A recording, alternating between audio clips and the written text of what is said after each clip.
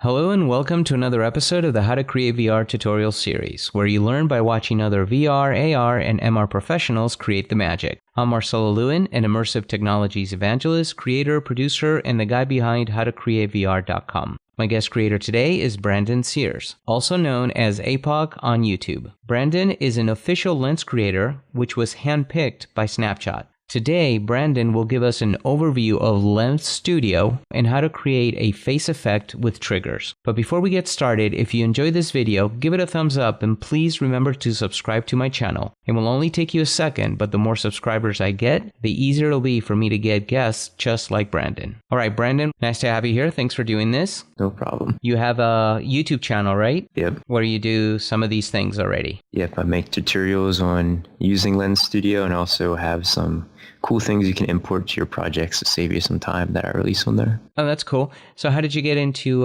Lens Studio and VR and AR in general? VR and AR sort of interested me a long time ago because I've always played video games. I've been playing a lot of VR games, and that really is what got me interested in doing things like this. But I also have been really big on social media. I actually am building my own digital agency. I was just sort of on Snapchat one day and saw somebody using Lens Studio or making a lens using it. And I was like, I want to do that too. How long have you been doing this now? I've been doing this for half a year, I'd say. Lens Studio only came out just at the end of last year. And is there a way to monetize these Snapchat effects? The only real way to monetize them is building them for companies that advertise. As you see the ones on the carousel sometimes. Snapchat charges a lot of money. Creators that are community creators tend to charge less, which is why businesses will come to them. I see. So it's not really monetizing by selling these, but you're selling your services to create these. Yeah. That makes a lot of sense. Are you also looking at like AR Studio, or now it's called Spark Studio? Yes, I've been really interested in Spark AR Studio. Its learning curve is a bit steeper than Lens Studio. I feel any artist or anyone really can pick up Lens Studio in like less than a day. Spark AR is a little bit more complicated, but it does have a lot more features which are really cool, like the scene understanding. I see. Very cool. Once you get up to speed on that, we'll have you on our YouTube channel here again. Cool. Alrighty. Well, what are you going to show us today? I'm going to be creating a face lens with some 3D objects attached to the face that also trigger a sound effect and maybe some other stuff. Well, cool. Why don't we get started? And if I have any questions, I'll jump in. All right, cool. So this is what Lens Studio opens up to. When you open it up for the first time, you'll see all the templates here. You can scroll through them. They're categorized by what they do. So you have your face templates and your world templates, and you can look into any of these yourself if they interest you. I just wanted to sort of show them because they're probably the easiest way for anyone to just make a lens with very little effort, really. And real quick question for you. Are these templates built in already to Lens Studio? And also, can you create your own templates for reuse later? Yeah, they're all of these are made by Snapchat and added in Lens Studio. You can sort of make your own template. You can make like your own project and just reuse it. There's no real way to make your own template right now and release it or anything. I see. Okay. But you can create your own sort of blank project and just reuse it as you want. Yeah. Yeah, that makes sense. Cool. So if you want to use any of these templates, you can go to lensstudio.snapchat.com or just snapchat.com and click Lens Studio. And to see all the guides for these, you can just go to reference templates and scroll through them and click that way. And there's also your other guides that also include some of the templates here. So just wanted to mention that there. All right, so I'm going to open a new project just because I think it's better to start from scratch to show you how it works really. And I personally don't use a lot of the templates because they add a lot of stuff that I don't want. And it's just easier for me personally. All right, so now we're inside of a new project. You can see all the panels here. Yours might look a little different. Some of mine might be a little bit resized. I know the logger's usually bigger, I think. So right in the middle, the big first thing you see is your 3D scene. You can also toggle it to be the 2D scene there. And you just have your usual buttons you'd see, like panning mode, moving things, rotation, scale. That's all for like the meshes in the scene and all that. Over here you have your objects. These are what's added in the scene. Below that is your resources, so any materials, audio, textures, really anything is down here. Below the 3D scene is the logger. This is basically just like your console where you can see any errors, you can see things that you print in there if you're scripting, and that's pretty much all that does. On the right is your inspector, so if you click on an object, you can inspect the object and go into the components here. All of them should include a transform component and then probably some other sort of component. On this, you can also add a component to them here, and there's a ton of them to add, which we can get into as I'm creating the lens. On the right side is the preview panel where you can preview the lens. The bottom left, there's a little camera switcher, so you can switch to a world camera or the front camera. You can also go up here and change between still photos or videos of people doing certain actions, which correlate to most of the triggers in Lens Studio, so it's pretty useful there. You can also use your own webcam if you want to, and you can refresh the preview there if your lens doesn't restart by itself. There's also your mute button down here, capture screenshots, and you can also hide the UI if you want to see the whole thing. Quick question on components. You're able to add components. Are these components that are built in, and can you like purchase other components, kind of like you do in Unity where you can find components, keep adding? Or are they just whatever they give you here? Yeah, it's just sort of whatever they give you here. I don't think there's any way to add those. I don't think Snapchat really wants to sell anything. So pretty much everything they add is going to be free probably. So yeah. You can import objects. So you right click over here and hit import object. You can actually export objects and give those to other people and they can import them to their projects. That's what I do on my YouTube channel with my like date objects. It's display time and dates. So that is one way you can sort of share things, but that's about it. Are there any scripting capabilities? Yeah, there's a ton of scripting capabilities. It's all written in JavaScript. Yeah, you just create a script file and the API for the documentation is on Snapchat's website here on lensstudio.snapchat.com under reference and API. The guides also include scripting down here and you can start there if you're new to it. API if you want to just go into the objects and classes and all of that. And you said it's all JavaScript, so if you know JavaScript, you should be able to do this without a problem. Yeah, it's pretty simple. They add a lot of things for you. There is some JavaScript methods aren't supported by Lens Studio, like set timeout is a really common one that's actually replaced in Lens Studio for some reason. Personally, I tend to just write a function that's called set timeout to replace it, but it's replaced with a delayed callback event. So there's some stuff like that you have to watch out for. Cool. So yeah, if you want to make a script, you can just do that, and you have to add the script as a component somewhere. So that's a good example of adding a component. You literally just hit add and add it there. And you'll actually be doing that soon. So I'm going to move these for now. All right. So since we're making a face lens, I usually start like this, and I know Snapchat's creators start like this too. They always add in the face retouch, so you can go under add new object here, scroll through all the objects to see them, or you can just click on face effects to only see the face ones.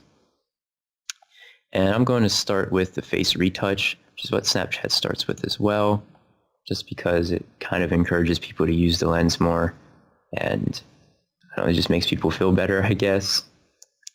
I usually turn the intensity down just a little bit, unless it's like supposed to be a main feature of the lens, but it just sort of helps smooth things out. All right, and the second thing you need to do, since we're attaching 3D objects to the face, is go into your face effects again and click on head binding. This creates a point on the head that is being tracked. Over here in your components, you can see the head binding component. You have a face index, which starts at index 0. So 0 is the first head, 1 would be the second head, like an array in most programming languages. And below that you have your attachment points. So you have head center, chin, face center, all of these different ones. I'm going to use mouth center because I'm actually going to be creating sort of like a duck's mouth or beak or bill, whatever they're called. And when you make the head binding, it adds in a face occluder. So an occluder just basically hides other models. I don't really like the one they add. It's not too perfect. Something you should do right off the bat is move it backwards a little bit. They make theirs so far forwards, it hides like everything. So I'm going to build the Dux bill using the meshes that are already in Lens Studio. I personally don't have very good 3D design skills. I usually outsource that to people. So I'm just going to use the spheres they add and actually just modify them in here, which is, I think is pretty cool. You can just do that and have something that doesn't look that bad. So I just clicked on the scale tool up here, which is going to allow me to scale it in all the different directions. You can also click and hold the blue one. You just drag your mouse to change the size. So since the duck bills are sort of like a flat oval, we're just going to squish it down like that. And that's pretty close to what I want already. And I'm going to actually duplicate this, make it a little bit shorter, and then move it up just a little. Scale it down a little bit just so it doesn't look too crazy. Sort of try and position it so it doesn't look too out of place. Make the other one a little taller maybe.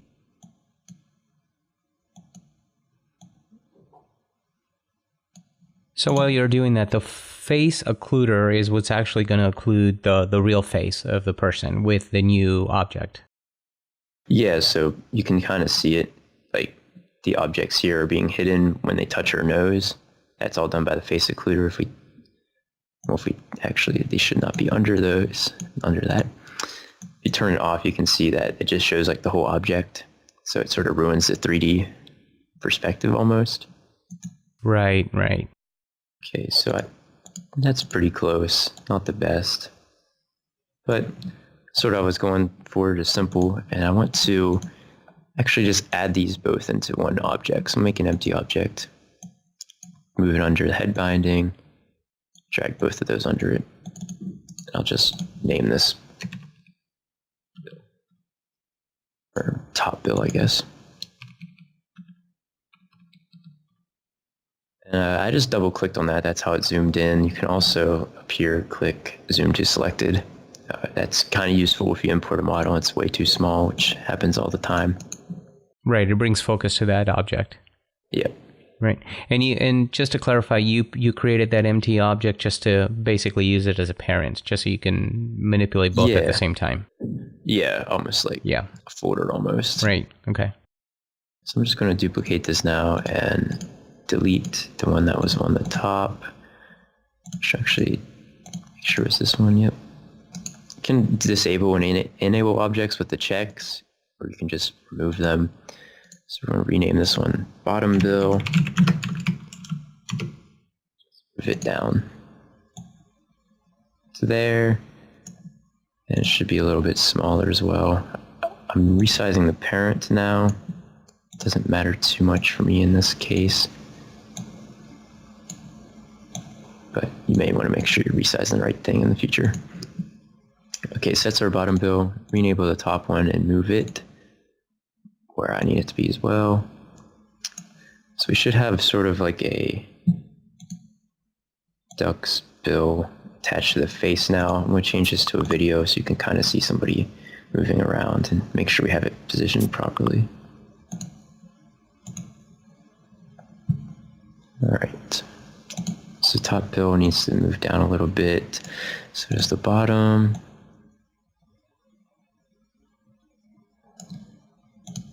You know, I'm just thinking I want to add another head binding. The reason for that is I want to attach this one to the chin. I'm actually going to move the bottom bill to this one. So they're sort of moving separately from each other.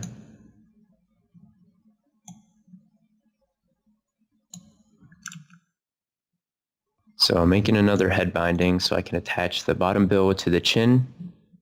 And that's just because the chin moves separately. When I made the next head binding, it changed the face index to 1, so you want to change that to 0, which will add it on there. Now it's still a bit offset there, so we're just going to move it over, then move it down. So now it's going to move with the chin, and the first one is moving with the mouth center, but I don't really like how it moves with the mouth because the top bill of a duck doesn't really move up that much. So I'm actually going to change that to face center and just realign that so you can get that opening effect much more noticeable. Okay, so yeah, you can see that it sort of looks like a bill opening up. Obviously not perfect, but it's pretty good without using any 3D modeling or anything. And the tracking of the mouth is done automatically by which object? It's done by the head binding. So when you change the attachment point, that's how you choose where to attach.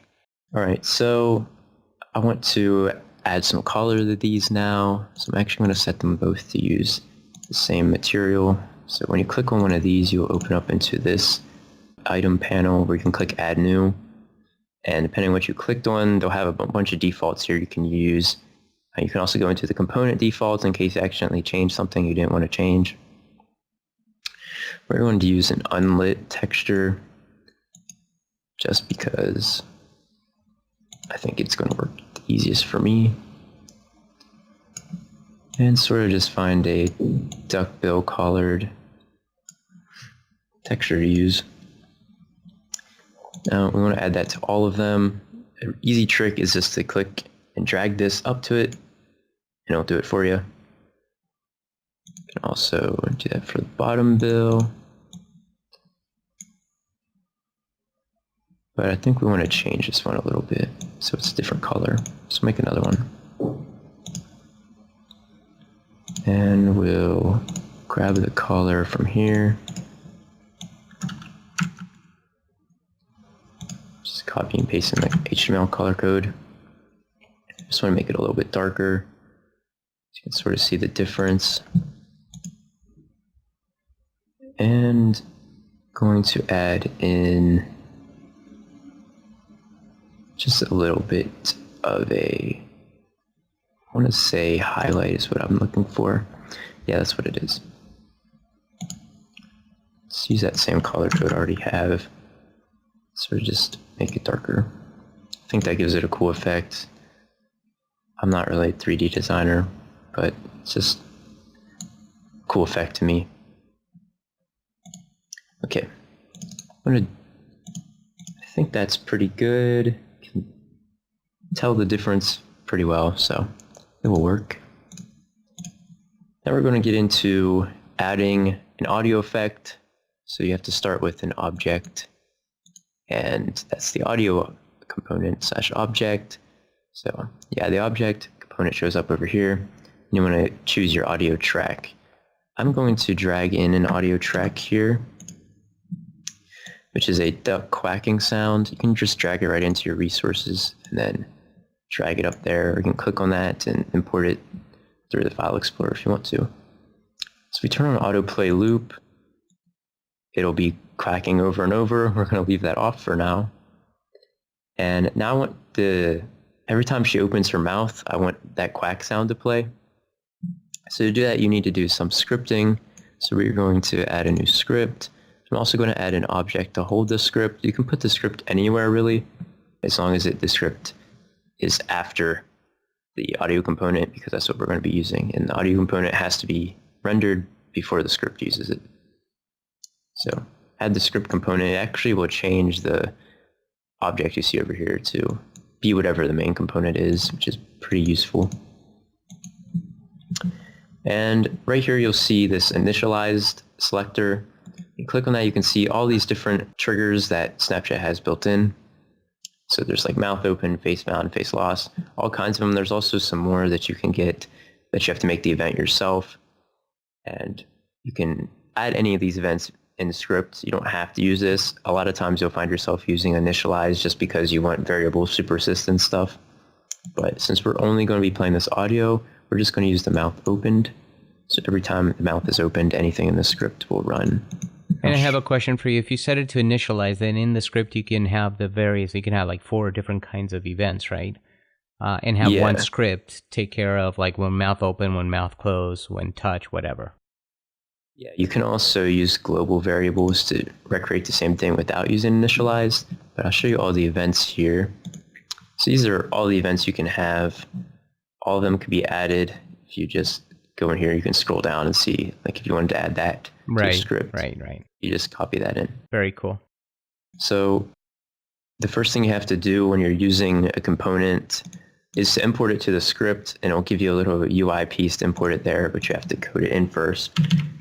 Code for that is just / at input, and then the name of the components, or if you don't know the names, you can go in here, click on components, and you'll see a list of all of them. We're going to be using audio component, so it's just component.audio component.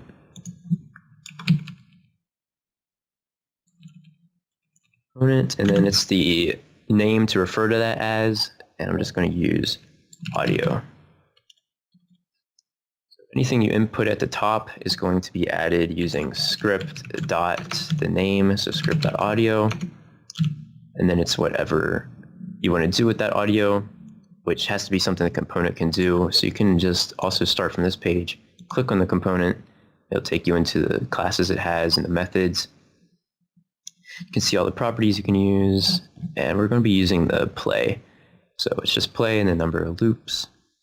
So go back to Studio, script.play, parentheses 1.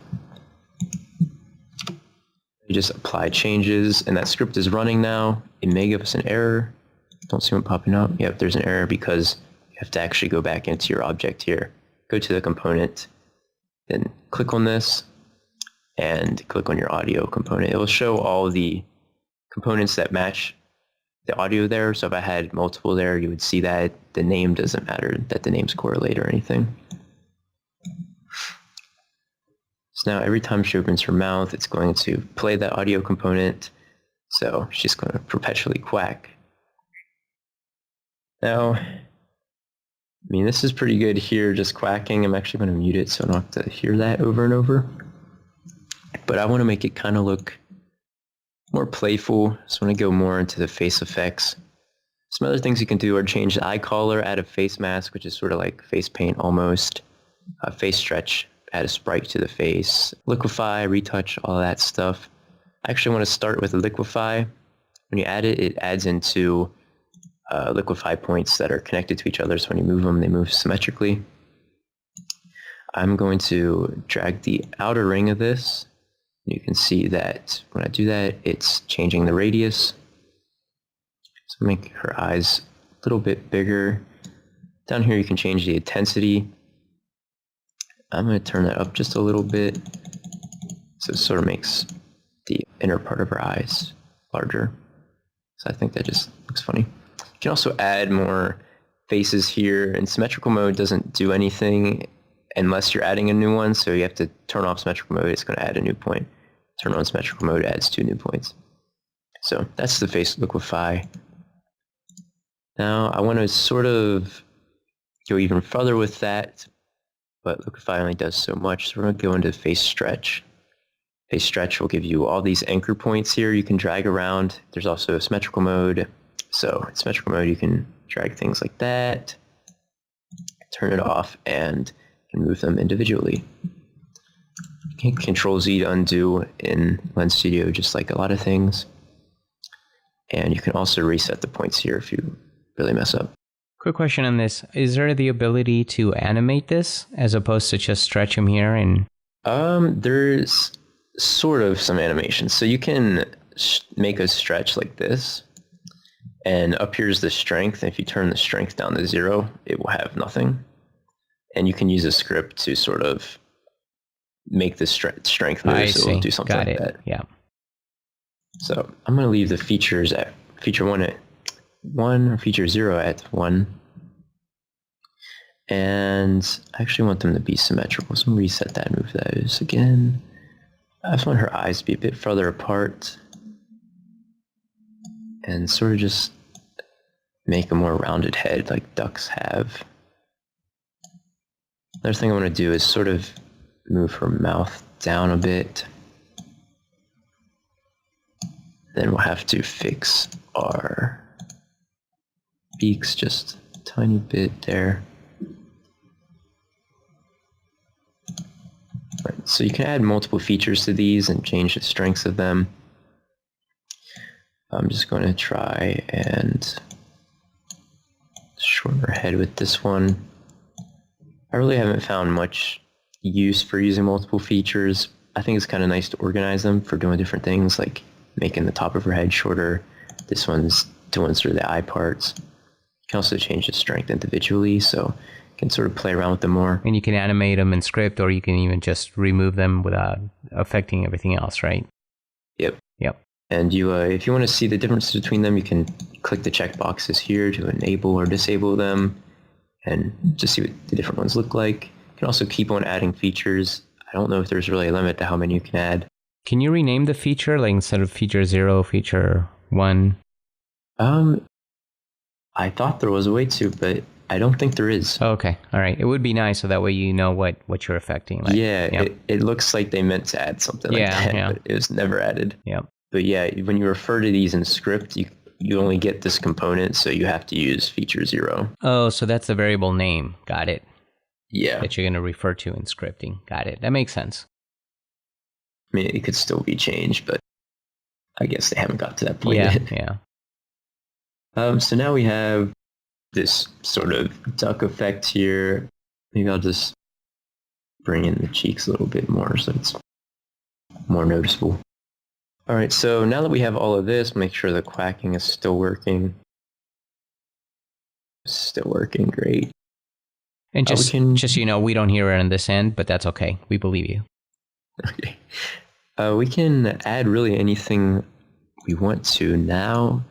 So I'm just going to add a post effect because that's a really common thing. It's a very simple thing.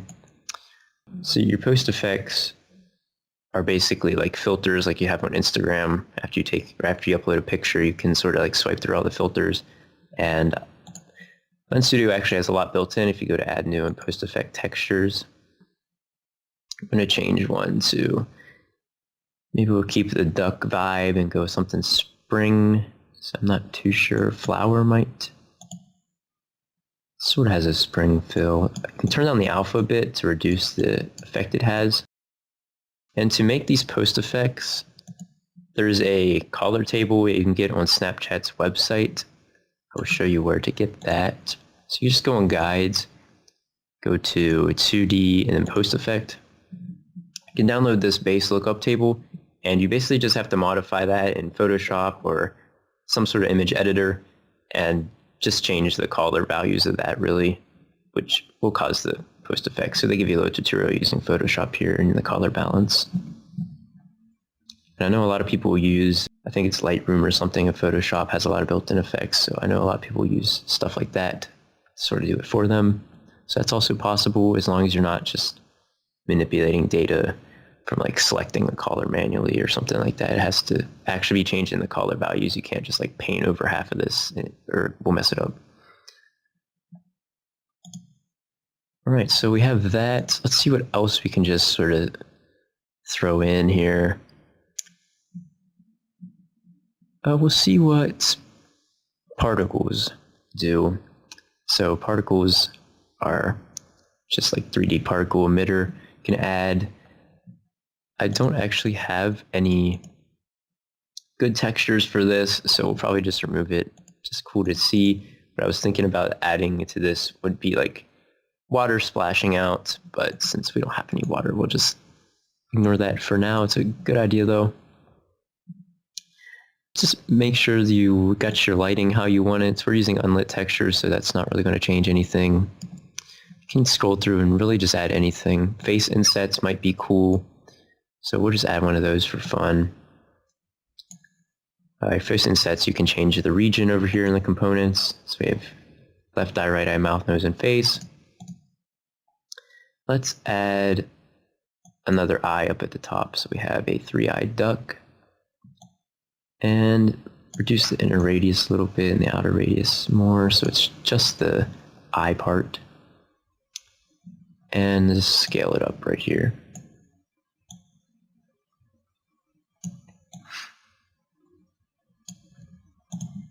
All right, so that's pretty much it. there's not too much more we can do without totally ruining the original idea of the lens with the duck quacking when you open your mouth. So. And to publish this, what's the next step? So now you've got it. I mean, can you test it first of all? How do you test it beyond what you're seeing here? Can you test it on the actual device without publishing it? Yeah, so when you first click on this up here, there's actually an option it opens up a little snap code, and you have to scan that code in Snapchat, and it will start to pair your device with Lens Studio.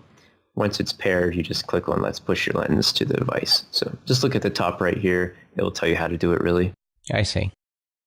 And just submit it to Snapchat for review or approval, and then they'll give you the link to share with everybody. You first want to go up here and go to your project info, type in a name like duck face. Make sure your size is meeting the maximum allowed size of 4 megabytes, which you can hit really fast if you're using 3D models. So low poly is really common in lenses just due to the file size only being 4 megabytes max. You can also set the lens to work on certain cameras. So ours has no rear camera effects, but you can still detect faces on the rear camera. So I'm going to actually leave it as both.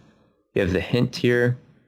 All these hints will pop up as just like white text for like half a second when they first open the lens. So you can just sort of tell them how to use the lens using one of these hints. We are using open your mouth. So we'll tell them to open their mouth. And your lens icon you can just make in Photoshop or something. Just make sure it's at least 320 by 320 pixels, and it has to be a square perfectly. For the hint, can you create your own hint? Or it's only whatever they provide? Yeah, it's only what they provide.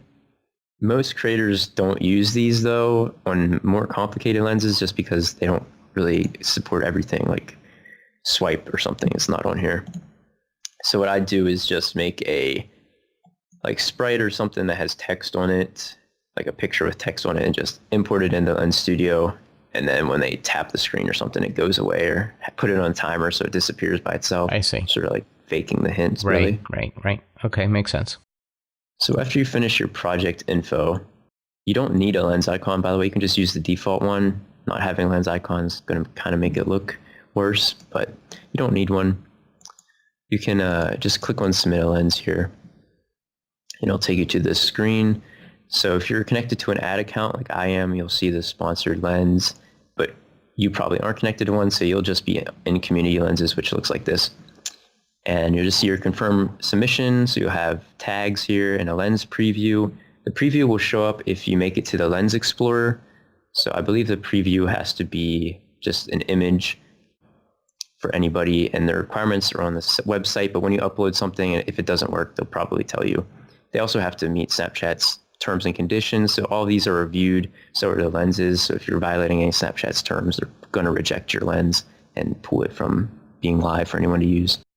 What about the ad one? What really happens there when you submit it to that? Is you say you're monetizing it that way? Sort of when you're submitting so Snapchat recently released their self-serve ads that include lenses, so you can just sort of like go in there, make a lens ad, and just have it get started just like Facebook Ad Manager. This basically just sends the lens itself to your Ad Manager account and lets you just sort of like select it as the lens you want to promote. I see. It's not for other people to grab and you monetize off of that. Yeah, it's just for like if you're paying for ads, basically. Yeah, makes sense. Okay. So yeah, you just add your tags in here. This part's a little janky right now, so if you want to add like funny or something, you can just hit enter. We'll add duck. I think you can only add up to 5. And you can just click the plus button here if you want. Sometimes this might glitch out and it won't let you hit enter. Just click the plus button. It happens to me all the time.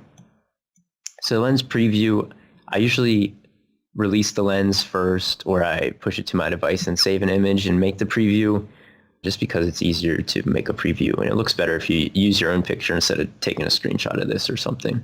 Then you just click submit here. There's also like update existing if you want to submit it to one of the lenses you've already submitted. So you'll just submit as new and make sure you click submit. Now it's going to come into your lenses and you'll see that's in review. So you just have to wait for Snapchat to review this lens. And then it'll send you an email that says it's live. And right here, you will see a link to it. So we'll click on one of the lenses I made. You'll see a link to share it here. When you click share, you'll get a link to copy. That's the link you share with people. You can also share the snap code, which you can download by clicking the options. Download snap code. You can also manage your tags, manage your preview, and deactivate the lens if you don't want it anymore. So when you deactivate it, it will look like this one. It says I'm offline, or offline I mean. You can also see your scans, views, shares, all your stats are here. So let's say I hire you to do one of these, but I want it to be under my account, right? I don't want it to be under your account. Once you create this, can you share it to my account and then I get to see all the analytics, or how does that work? No, I believe if you're using an ad account, you can sort of be added onto the business Snapchat account as like someone who can add to it, I think. And then anyone connected to the business account can sort of see all the lens stats for only the lenses that are added to the ad manager. But for sharing lenses amongst people, it's not implemented. I don't know if they're adding it, but that's something we've suggested to them, is being able to like co-assign people to lenses. Sort of. Yeah, makes sense. Cool. The analytics are cool. Yeah, so they update, I think, once a day, so like every 24 hours. I think in Eastern time, it probably updates at like 6 in the morning, I think is when somewhere around that time. So yeah, once a day they'll update, and then you can just hover over these to see what they mean. And if you go in Snapchat's app, there's also daily statistics you can see that don't correlate with these. I don't really know what the problem is there, but yeah, they're a bit different in the app, but you can see like the daily usage of the lens at least. Very cool. So then that's it. And once you publish it, you're done. Yeah, you just wait for them. If it comes back and it's not, I think I might have one. Yeah. So if you submit an update and it will tell you if it's invalid. So they have like a automated testing thing that will just do a bunch of things, and it might say your lens is invalid, or it'll say you violated their terms and conditions and you have to fix something. And they'll have a little message below it if you violated a term, and it'll say what it was usually. Right. So you have an idea. Yeah, sometimes it might not be there, but it'll just say like you violated something. And how long does it usually take for you to get feedback? Like now it says in progress, right? When you first submit a lens, it can actually go really fast. It might even be like ready in a few minutes. When you update a lens, it does take longer though. What I believe is that from my testing, I think right when you submit a lens, it will go through the automated testing and then it just goes live, and then they review it. It's like in a queue for them to review by a human. But all the updates, I believe, go through a human. So I see. Yeah. For a while, a lens might break some terms and be on Snapchat, but eventually a human will review it. So your lenses can be pulled like after they're live. Oh, I see. You could be approved. That means it was automatically approved, but then there's somebody reviewing all of those anyway. Probably goes into some sort of queue that hasn't been reviewed yet. Yep, that makes sense. So yeah, that's about it. I mean, you can filter your lenses in here, but all this does is really just show you the stats of lenses and the link to share like a report. There's also the lens ID here that you may need if you're like contacting support or something. And that's just so it's more of an internal ID for Snapchat? Yeah, I mean, it's also the ID that's just used when you the share link here has the ID after right there. I see, yeah. So it's not like a private thing or anything. Got it. Well, Brandon, this was extremely helpful. We got a really good overview of how Lens Studio works, but also how to create something fairly quickly, actually. Yeah, it's really easy to use. Definitely check out the templates if you're just like an artist and you want to make something really fast. Or if you want to go more in depth, just start from scratch. Yeah, definitely. No, thanks for doing this. So if people want to get a hold of you, or what's your YouTube channel? I'm going to put it on the show notes anyway, but go ahead and say your YouTube channel as well, and whatever if you want an email. Yeah, my YouTube channel is just APOC. If you want to email me, the easiest way is probably to go right here on Snapchat's website, actually. That's creators, Brand Rules 13, which is me. You just hit contact and fill out this. It's really the easiest way to email me, and I'll definitely see those. So yeah, just use that contact form there. Well, very cool, Brandon. Thank you so much. And to the rest of you, I'm glad you were here with us. If you enjoyed this video, please give us a thumbs up and remember to click on the subscribe button so that I can get more guests for this tutorial series. If you are ever in the Southern California area, we have a monthly meetup with lots of great VR, AR, and MR presentations. You can join or RSVP for our next meetup at howtocreatevr.com/meetup. Finally, if you are interested in learning more about how to create VR, AR, and MR experiences, please visit howtocreatevr.com. So until the next episode, I'm Marcelo Lewin. Cheers, everyone.